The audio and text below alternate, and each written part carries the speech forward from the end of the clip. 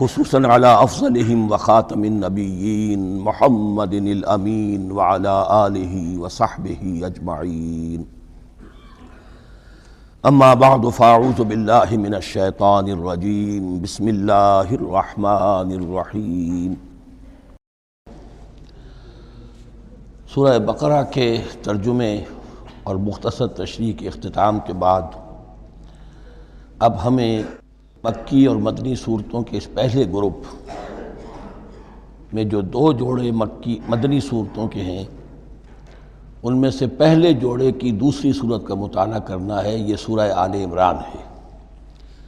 جیسا کہ اس سے قبل بھی میں آپ کو بتا چکا ہوں کہ جوڑے ہونے کی نسبت یہ ہے کہ ان دونوں چیزوں میں گہری مشابہت بھی ہو، مرد اور عورت بہت مشابہت بھی ہے لیکن کچھ فرق بھی ہو، اور جو فرق ہو وہ ایسا ہو کہ جس سے ایک دوسرے کے لیے کمپلیمنٹری ہو، ایک دوسرے سے مل کر کسی مقصد کی تکمیل ہوتی ہو۔ یہ نسبت زوجیت کی حقیقت ہے۔ اب آپ دیکھیں گے مشابہتیں جو ہیں بہت نمایاں جو سورہ بقرہ میں اور سورہ آل عمران میں ہیں کہ دونوں شروع ہوئی ہیں الف لام میم سے۔ دونوں کے شروع میں قرآن مجید کی عظمت کا بیان ہے، اگرچہ سورہ آل عمران میں اس کے ساتھ ہی تورات اور انجیل کا بیان بھی ہے۔ دونوں کے اختتام پر بڑی عظیم آیات آئی ہیں۔ وہ آیت ہم پڑھ چکے ہیں جو سورہ بقرہ کے اختتام پر آئی ہے، جو کہ ایک عظیم دعا پر مشتمل ہے، عظیم ترین دعاؤں میں سے اس کو شمار کیا جا سکتا ہے۔ ربنا لا تؤاخذنا ان نسینا واخطانا۔ سورہ آل عمران کے آخری رکوع میں بھی ایک نہایت جامع دعا آئی ہے، وہ 3-4 آیتوں میں پھیلی ہوئی ہے، بڑی جامع دعا ہے۔ پھر جیسے میں نے آپ کو بتایا کہ سورہ بقرہ میں بھی یہ سورۃ الامتین ہے، دو امتوں سے بحث کر رہی ہے، گفتگو کر رہی ہے، خطاب کر رہی ہے۔ یہی معاملہ سورہ آل عمران کا بھی ہے، لیکن یہ فرق ہے کہ سورہ بقرہ میں زیادہ گفتگو ہے یہود کے بارے میں، اور سورہ آل عمران میں زیادہ گفتگو ہے نصارہ کے بارے میں۔ تو گویا کہ اس طرح وہ تکمیل ہو رہی ہے کہ اہل کتاب کا جو ایک طبقہ تھا اور اہم تر طبقہ تھا یہود، دینی اعتبار سے ان کی اہمیت زیادہ تھی، چاہے تعداد میں وہ کم تھے اور کم ہیں، لیکن یہ کہ دینی اعتبار سے ان کی اہمیت زیادہ رہی ہے۔ دوسرا طبقہ ہے یہ عیسائیوں کا، لیکن یہ کہ ان کا تذکرہ وہاں بہت کم آیا، یہاں آپ کو اس سورہ آل عمران میں زیادہ خطاب ان سے ملے گا۔ پھر جیسے سورہ بقرہ کا پہلا نصف جو ہے وہ 18 رکوعوں پر اور 152 آیات پر مشتمل تھا، اور نصف ثانی جو ہے وہ 22 رکوعوں پر لیکن 134 آیات پر مشتمل تھا، تو تقریباً مساوی دو حصے تھے۔ وہی کیفیت آپ کو یہاں ملے گی، بلکہ یہاں وہ بتمام و کمال ہے، دونوں حصے بہت مساوی ہیں۔ کل 20 رکوع ہیں، 10 رکوع ایک نصف اول میں ہے، 10 رکوع نصف ثانی میں ہے۔ صرف ایک آیت کا فرق ہے کہ پہلے 10 رکوعوں میں 101 آیات ہیں اور دوسرے 10 رکوعوں میں 99 آیات ہیں۔ پھر جیسے وہاں 3 حصے ہیں نصف اول کے، ویسے ہی یہاں بھی 3 حصے ہیں نصف اول کے، لیکن یہاں رکوعوں کی تقسیم نہیں ہے بلکہ آیات کی ہے۔ پہلی 32 آیات میں تمہیدی کلام ہے، جیسے کہ 4 رکوع سورہ بقرہ کے، اگرچہ وہاں روح سخن ابتدا ہی سے یہود کی طرف ہو گیا تھا، یہاں روح سخن ابتدا ہی سے نصارہ کی طرف ہے، لیکن یہ کہ یہاں کی 32 آیات اسی طرح تمہیدی کلام پر مشتمل ہیں جیسی کہ سورہ بقرہ کے 4 رکوع۔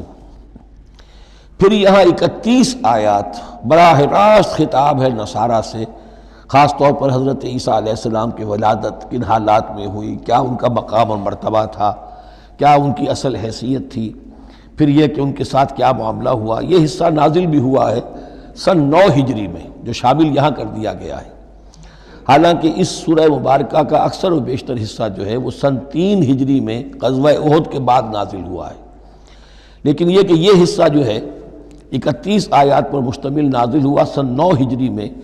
نجران ایک بستی تھی عرب کے جنوب میں یمن کی طرف، اور وہاں عیسائی آباد تھے، تو وہاں کے عیسائیوں کے سردار اور ان کے جو بڑے لاٹ پادری تھے وہ کچھ 70 عیسائیوں کا ایک وفد لے کر آئے حضور کی خدمت میں مدینہ منورہ میں، بات سمجھنے سمجھانے کے لیے کہ آپ کس بات کی دعوت دے رہے ہیں، اور کئی دن مقیم رہے اور بات پوری سمجھ بھی لی، خاموش بھی ہو گئے، پھر بھی بات نہیں مانی تو حضور نے مباہلے کی دعوت دی۔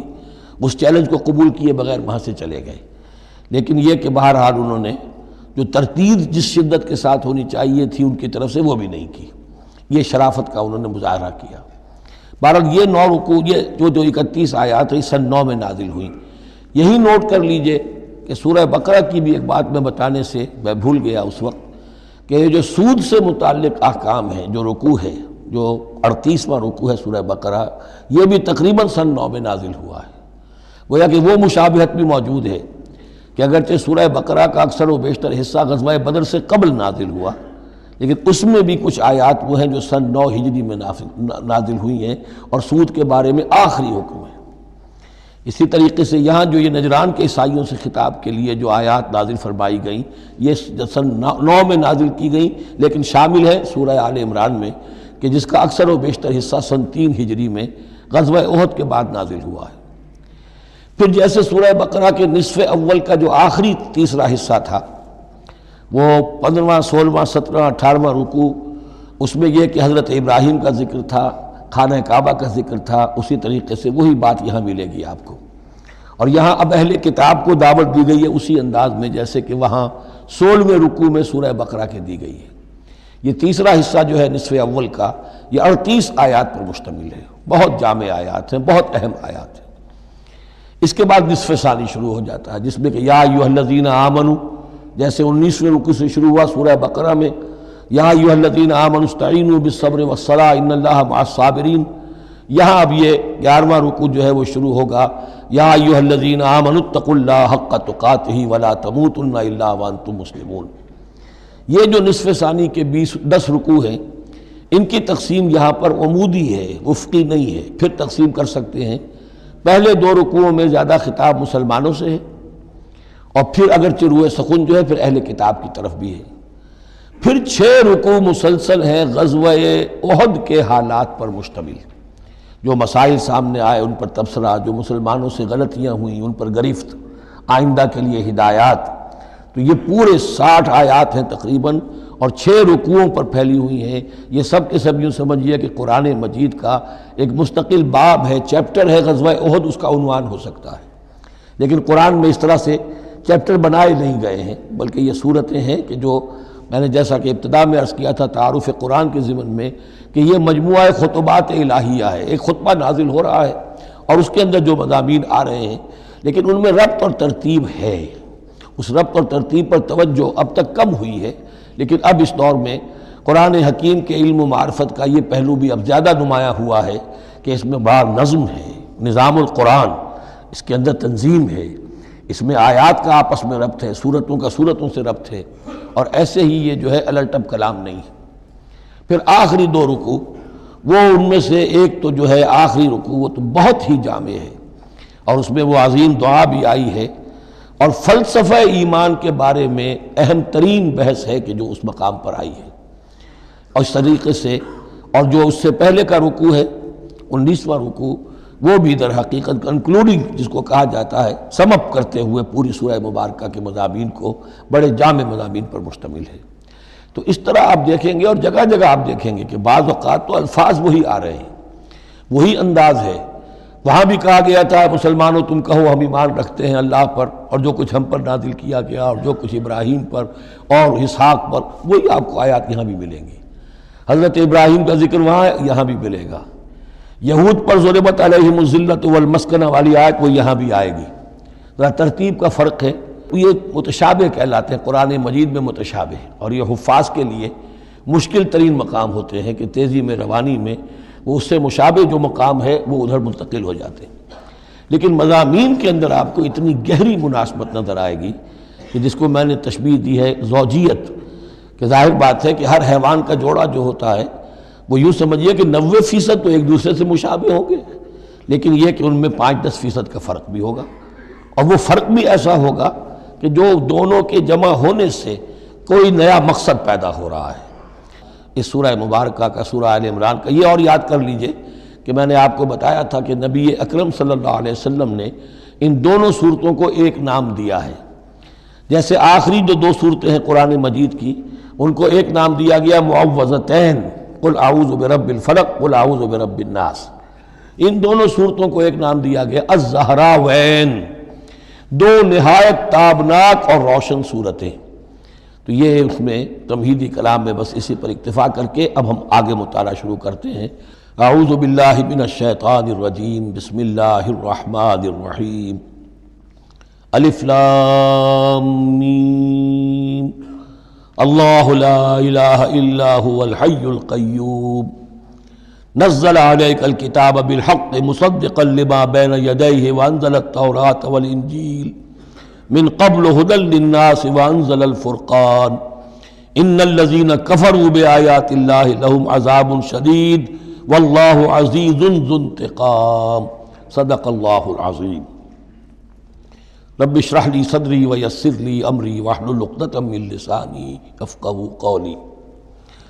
اللہم ربنا الہمنا رشدنا واعذنا من شرور انفسنا، اللہم ارنا الحق حقا وارزقنا اتباعہ وارنا الباطل باطلا وارزقنا اجتنابہ، اللہم وفقنا لما تحب وترضى، اللہم ربنا آنس وحشتنا فی قبورنا وارحمنا بالقرآن العظیم، اللہم اجعلہ لنا اماما ونورا وہدا ورحمہ، اللہم ذکرنا منہ ما نسینا وعلمنا منہ ما جہلنا وارزقنا تلاوتہ آناء اللیل وآناء النہار واجعلہ لنا حجتا یا رب العالمین، آمین۔ الف لام میم یہ حروف مقطعات ہیں جن کے بارے میں اجمالی گفتگو سورہ بقرہ کے آغاز میں ہم کر چکے ہیں۔ اللہ لا الہ الا هو الحی القیوم، یہ الفاظ آیت الکرسی کے آغاز میں سورہ بقرہ میں آ چکے ہیں۔ ایک بات نوٹ کر لیجئے کہ ایک حدیث میں آتا ہے کہ اللہ کا ایک اسم اعظم ہے کہ جس کے حوالے سے اگر کوئی چیز اللہ سے مانگی جائے تو وہ ضرور دیتا ہے، لیکن اس کو حضور نے بتایا نہیں کہ وہ اسم اعظم کون سا ہے۔ کچھ اشارے کیے، جیسے رمضان میں ایک شب ہے لیلۃ القدر جو 1000 مہینوں سے افضل ہے، تعین کے ساتھ نہیں بتایا وہ کون سی، تاکہ تلاش کرو، زیادہ ذوق و شوق کا معاملہ ہو۔ لیکن جو اشارات آپ نے کیے ہیں اس سے اندازہ ہوتا ہے، کیونکہ یہ فرمایا گیا کہ یہ 3 صورتوں میں ہے، سورہ بقرہ میں، سورہ آل عمران میں اور سورہ طٰہٰ میں، وہ الفاظ الحی القیوم جو مشترک ہیں، سورہ بقرہ میں آیت الکرسی میں آئے ہیں، آل عمران میں یہاں دوسری آیت میں موجود ہیں، اور سورہ طٰہٰ کے بھی شروع کے اندر موجود ہیں۔ نزل علیک الکتاب بالحق، اس نے نازل فرمائی ہے، اس اللہ نے جس کے سوا کوئی معبود نہیں، جو الحی ہے القیوم ہے۔ اس میں اشارہ ہو رہا ہے اس کلام کی عظمت کی طرف کہ جان لو یہ کلام کس کا ہے، کس نے اتارا ہے۔ نزل علیک الکتاب بالحق، اس نے نازل فرمائی ہے یہ کتاب اے نبی آپ پر حق کے ساتھ، اور یہاں نوٹ کیجیے نزلہ ہے، نزلہ ینزل تنزیلا، انزلہ نہیں آیا ہے۔ مصدقا لما بین یدیہ، اور یہ تصدیق کرتے ہوئے آئی ہے اس کی جو اس کے سامنے موجود ہے، تورات اور انجیل۔ اور یہ کہ 2 اعتبارات سے تصدیق ہے کہ یہ قرآن تصدیق کرتا ہے ان کی کہ وہ اللہ کی کتابیں تھیں جن میں تحریف ہو گئی، لیکن یہ کہ قرآن اور حضور مصداق بن کر آئے ہیں ان پیشین گوئیوں کا جو ان کتابوں میں تھی۔ وَأَنزَلَ التَّوْرَاةَ وَالْإِنجِيلَ مِن قَبْلُ هُدًى لِلنَّاسِ، اسی طرح اللہ نے اس سے پہلے لوگوں کی ہدایت کے لیے تورات اور انجیل نازل فرمائی تھی۔ وَأَنزَلَ الْفُرْقَانَ، اور اللہ نے فرقان اتارا۔ فرقان قرآن مجید کے لیے بھی ہے، فرقان تورات کے لیے بھی ہے، فرقان معجزات کے لیے بھی ہے۔ ہر وہ شے یوم الفرقان ہم سورہ انفال میں پڑھیں گے، غزوہ بدر کے دن کو کہا گیا، جو شے بالکل مبرہن کر دے حق و باطل کے مابین امتیاز قائم کر دے، وہ فرقان ہے۔ لیکن یہاں اب تہدید کا انداز ہے، دھمکی کا انداز ہے۔ ان الذین کفروا بآیات اللہ، یہ دنیا کی دوسری کتابوں کا معاملہ نہ سمجھو کہ اسے مان لیا تب بھی کوئی حرج نہیں، نہیں مانا تب بھی کوئی حرج نہیں، اگر پڑھنے پر طبیعت راغب ہوئی تو بھی کوئی بات نہیں، نہیں راغب ہے تو مت پڑھو، کوئی الزام نہیں۔ یہ کتاب ویسی نہیں ہے، بلکہ یہ کتاب تو اب اگر نہیں مانو گے، ایمان نہیں لاؤ گے، تو ان الذین کفروا بآیات اللہ لہم عذاب شدید، تو ان کے لیے بہت سخت سزا ہوگی۔ واللہ عزیز ذو انتقام، اور اللہ تعالیٰ زبردست ہے، انتقام لینے والا ہے۔ یہ لفظ بہت اہم ہے کہ اللہ تعالیٰ جہاں رؤوف ہے، رحیم ہے، شفیق ہے، غفور ہے، ستار ہے، لیکن ساتھ ہی شدید ذو انتقام بھی ہے، عزوز ذو انتقام بھی ہے، شدید العقاب بھی ہے۔ یہ دونوں شانیں اللہ کی ذہن میں رہنی چاہیے۔ ان اللہ لا یخفی علیہ شیء فی الارض ولا فی السماء، یقیناً اللہ پر کوئی شے مخفی نہیں ہے، نہ آسمان کی نہ زمین کی۔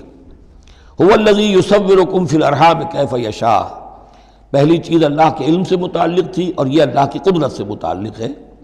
وہی ہے کہ جو تمہاری نقشہ کشی کر دیتا ہے، صورت بنا دیتا ہے تمہاری ماؤں کے رحموں میں جیسا چاہتا ہے۔ کسی کے پاس چوائس نہیں ہے کہ وہ اپنا نقشہ خود بنائے۔ لا الہ الا هو العزیز الحکیم، اس کے سوا کوئی معبود نہیں، اور یہ کہ وہی العزیز ہے اور الحکیم ہے۔ هو الذی انزل علیک الکتاب منہ آیات محکمات ہن ام الکتاب واخر متشابہات، وہی ہے جس نے آپ پر یہ کتاب نازل فرمائی۔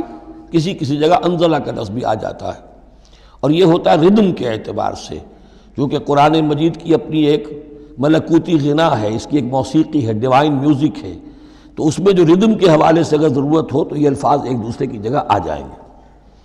منہ آیات المحکمات، اس میں کچھ آیات تو ہیں محکم، پختہ، حکم جیسا کہ میں نے بتایا، حکمت عقل کی پختگی، محکم آیت، پختہ آیت جس کا مفہوم بالکل واضح ہو، جس کو ادھر سے ادھر کرنے کی کوئی گنجائش نہ ہو۔ ہن ام الکتاب، اس کتاب کی جڑ اور اساس اور بنیاد وہی ہے۔ وَأُخَرُ متشابہات، اور کچھ متشابہ ہیں کہ جن کا حقیقی اور صحیح مفہوم معین کرنا بہت مشکل ہے، بلکہ عام حالات میں نام۔ بارک اللہ لی ولکم فی القرآن میں تفصیل سے ونفعنی وإیاکم بالآیات والذکر الحکیم۔ آیات الاحکام جتنی بھی ہیں وہ سب محکم ہیں، یہ کرو یہ نہ کرو، یہ حرام یہ حلال۔ لیکن یہ کہ جو بھی آیات ہیں کہ جن میں بحث ہے عالم غیب سے، اللہ کی ذات و صفات، کیا تصور کریں؟ اللہ کا ہاتھ، اللہ کا چہرہ، اللہ کی کرسی، اللہ کا عرش، کیا تصور کریں؟ اسی طریقے سے فرشتے، عالم غیب کی شیئیں، عالم برزخ قبر میں کیا ہوتا ہے، اسی طرح عالم آخرہ جنت اور دوزخ کی اصل حقیقتیں ہم نہیں سمجھ سکتے، اس میں ہمارے ذہن کے قریب لا کر کچھ باتیں بتا دی گئی ہیں۔ ما لا یدرک کلہ لا یترک کلہ، اجمالی تصور قائم ہو جانا چاہیے، اس کے بغیر تو راستہ سیدھا رہے گا نہیں آدمی کا، لیکن ان کی تفاصیل میں نہیں جانا چاہیے۔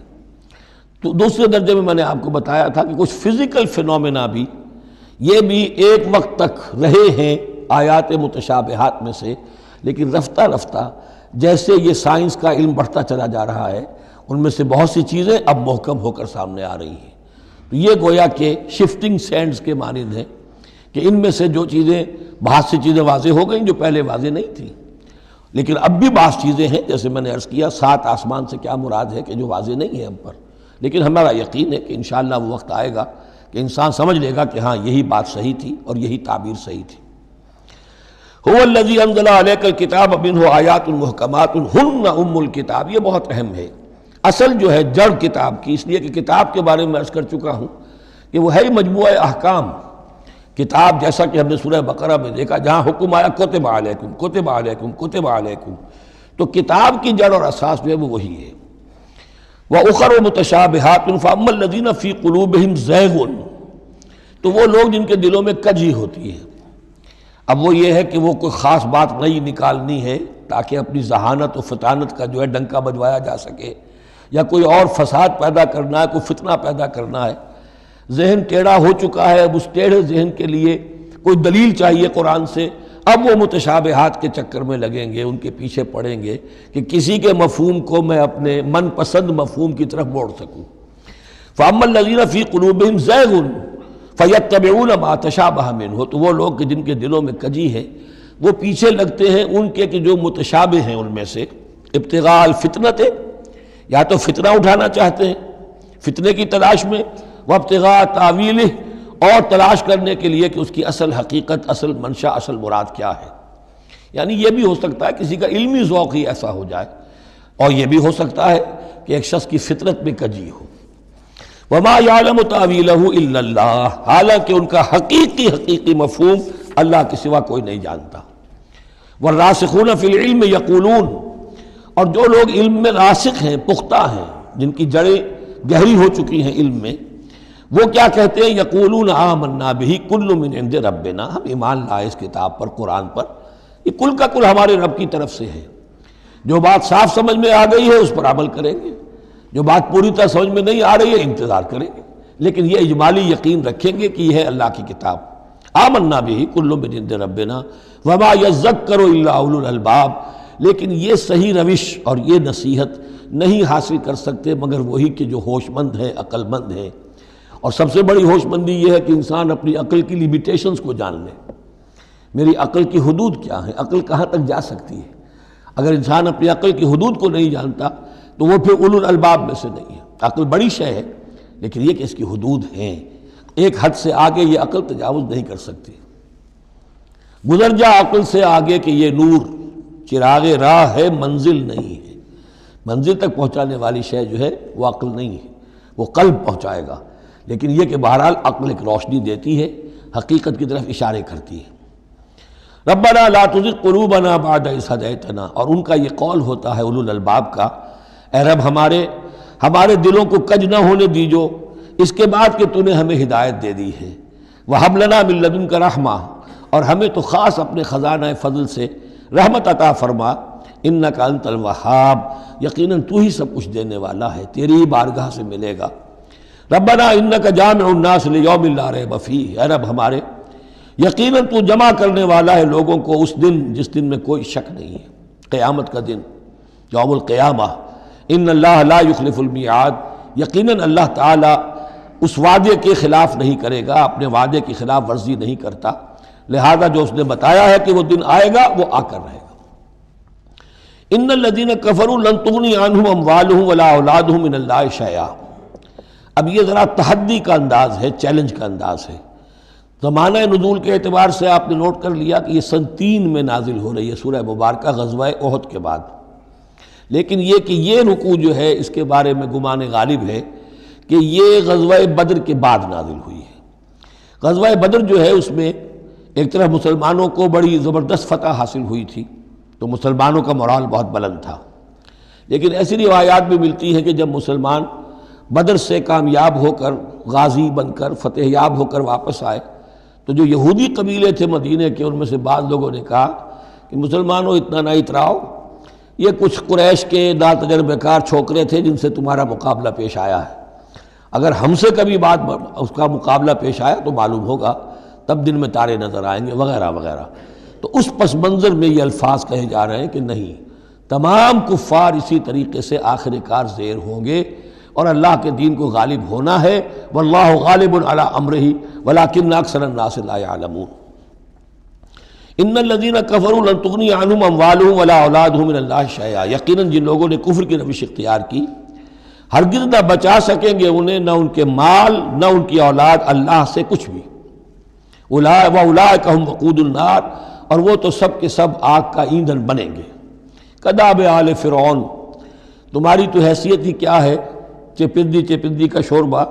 آل فرعون کا معاملہ یاد کرو، ان کے ساتھ کیا ہوا تھا، شہنشاہ اور بڑے لاؤ لشکر والا، وفرعون ذی الاوتاد، کداب آل فرعون والذین من قبلہم، اور اسی پر کیا اس سے پہلے ثمود اور عاد جیسی قومیں زبردست جو ہیں اسی جزیرہ نما عرب میں رہی ہیں، کذبوا بآیاتنا، انہوں نے بھی ہماری آیات کو جھٹلایا تھا، فاخذہم اللہ بذنوبہم، تو اللہ نے پکڑا ان کو ان گناہوں کی پاداش میں، واللہ شدید العقاب، اور اللہ سزا دینے میں بہت سخت ہے۔ قل للذین کفروا، اے نبی کہہ دیجئے ان لوگوں سے جو کفر کی روش اختیار کر رہے ہیں، ستغلبون وتحشرون الی جہنم، تم سب کے سب مغلوب ہو کر رہو گے، دنیا میں مغلوب ہوگے اور پھر جہنم کی طرف گھیر کر لے جائے جاؤ گے، وبئس المہاد، اور وہ بہت برا ٹھکانہ ہے۔ قد کان لکم آیۃ فی الفئتین التقطا، تمہارے لیے ایک نشانی آ چکی ہے ان دو گروہوں میں جو آپس میں جنہوں نے جنگ کی، یعنی بدر کی جنگ ہوئی، اس میں ایک طرف مسلمان تھے ایک طرف مشرکین مکہ تھے، تمہارے لیے نشانی موجود ہے۔ قد کان لکم آیۃ فی فئتین التقطا، فئۃ تقاتل فی سبیل اللہ، اس میں سے ایک جماعت وہ تھی، ایک گروہ وہ تھا جو اللہ کی راہ میں جنگ کر رہا تھا، وأخری کافرۃ، اور دوسرا گروہ جو ہے وہ کافر تھا، یرونہم مثلیہم رأی العین، وہ دیکھ رہے تھے اپنی آنکھوں سے کہ ان سے دگنے ہیں۔ اب اس کے کئی معنی کیے گئے ہیں، ایک یہ بھی ہے کہ مسلمانوں کو تو کھلم کھلا نظر آ رہا تھا کہ ہم سے دگنی فوج ہے، بلکہ 3 گنی تھی۔ بعض روایات میں ایسا بھی آتا ہے کہ اللہ تعالیٰ نے کفار پہ ایسا رعب طاری کر دیا تھا غزوہ بدر میں کہ انہیں نظر یہ آ رہا تھا کہ مسلمان ہم سے دگنے ہیں۔ تو ایسا ہو جاتا ہے، انسان کی سماعت اور بصارت پر ایسا اثر ہو جائے، تو اللہ تعالیٰ نے یہ کیا، وہ بھی بعض روایات ہیں۔ واللہ یؤید بنصرہ من یشاء، اور اللہ تائید فرماتا ہے اپنی نصرت سے جس کی چاہتا ہے۔ ان فی ذلک لعبرۃ، اس میں یقیناً ایک عبرت ہے، سبق آموزی ہے، لأولی الابصار، لیکن یہ عبرت اور سبق آموزی صرف ان کے لیے ہوتی ہے کہ جو آنکھیں رکھتے ہوں، جن کے اندر جو ہے دیکھنے کی صلاحیت موجود ہو۔ بارک اللہ لی ولکم فی القرآن العظیم ونفعنی وإیاکم بالآیات والذکر الحکیم۔